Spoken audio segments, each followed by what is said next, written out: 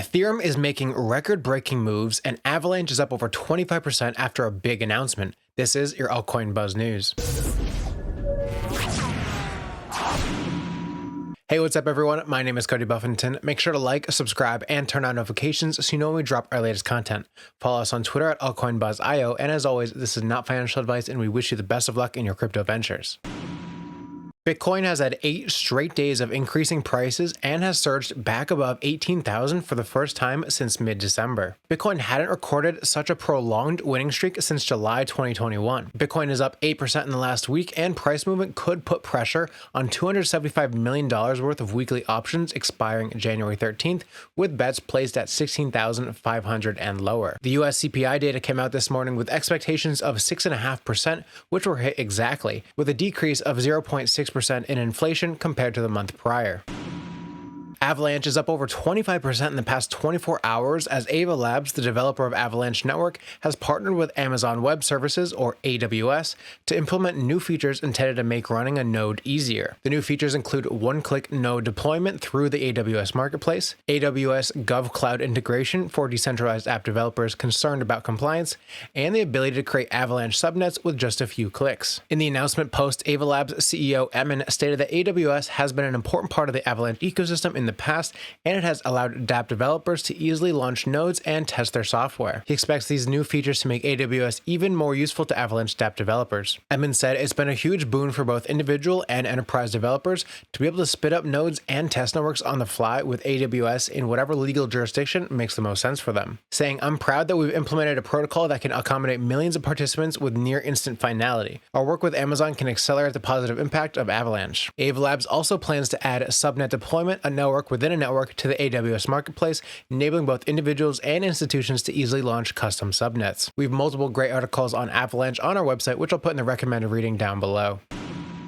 The Swedish Financial Supervisory Authority, one of the country's financial regulatory agencies, has granted the local arm of crypto exchange Binance approval to manage and trade digital currencies. Binance said that following months of constructive engagement with the financial regulator, the FSA granted Binance registration status on January 10th, and this decision effectively allows Swedish residents to access Binance's crypto service. Roy van Krimpen, Binance's lead in the region, said Sweden fully adopts EU laws and has further local requirements, so we have to be careful to ensure that Binance Nordics has adopted risk and AML policies to match this exacting standard. Our next big task will be the successful migration and launch of local operations, including hiring of local talent, organizing more events, and delivering more crypto education in Sweden. Speaking at a conference in St. Moritz, Switzerland, Binance CEO CZ spoke about his vision for the exchange in 2023. CZ mentioned that he envisions expanding the workforce of the exchange by 15 to 30% in 2023. He stated that the exchange increased their headcount from 3,000 to 8,000 in 2022. In terms of plans for 2023, CZ said that the focus is on making the exchange more efficient, which includes improving the technology as well as focusing on investing in customer care support. He said, "We have one business that is pretty big, pretty profitable, but it's not going to last forever. We don't want to become the Kodak. We want to disrupt ourselves rather than other people disrupting us." CZ also forecasted that there will be a decentralized exchange that is bigger than Binance in 10 to 15 years. The broader cryptocurrency market is up by nearly 4%, and Ethereum is leading the charge with more than 5% in price gains. The world's second largest crypto has seen a strong surge, gaining more than 15% since the beginning of 2023. Despite the selling pressure of Ethereum over the last 2 months, shark addresses have been accumulating heavily. On-chain data provider Sentiment shows that Ethereum has jumped over 1,400 for the first time since November 7th. Over the past 10 weeks, 3,000 new shark addresses holding 100 to 10,000 ETH have shown up on the network. 48,556 shark addresses is the highest level recorded since February 2021. The Ethereum network activity has also been on the uptick since the Ethereum gas fees remain under $2 over the last 2 months. The average gas fee on the Ethereum blockchain currently sits at $1.64. Almost 4 months after Ethereum's successful shift to a proof-of-stake network, Ethereum has passed another major milestone. More than 16 million ETH have been deposited into Ethereum's Beacon chain staking contract. The 16 million ETH figure constitutes more than 13% of the total Ether supply and represents nearly 22.4 billion at current prices. The number of staked ETH has also climbed about 16.7% since the merge in September 2022. Our partners at Kryxivia are launching the beta to their Web3 MMORPG tomorrow, January 13th, and have a ton of features available for users to try. They're launching with PvP, new dungeons full of bosses and monsters, quests, a crafting system, professions, and a play-to-earn mechanism. The MMO has two tokens, KXA, which is the token for outside the game, used for on-chain payments and NFT purchases. It can be exchanged for KXS, the in-game token as well. KXS, the in-game token you get for doing quests, killing NPCs, and doing PvP. Use it in the game to buy and sell items in the upcoming marketplace. In-game, you'll be earning KXS, but on launch, KXS will not be listed anywhere yet, so playing Kryxivia now is like mining KXS and becoming a holder even before it launches. Kryxivia is the first Web3 MMORPG game to be launched, and the KXA token has rallied 60% in the last 2 weeks before the launch tomorrow. The game is also totally free to play. You don't even need to buy any NFTs to get started. Check out Kryxivia's site, which is linked below, and start earning some KXS before the game launches fully later this year.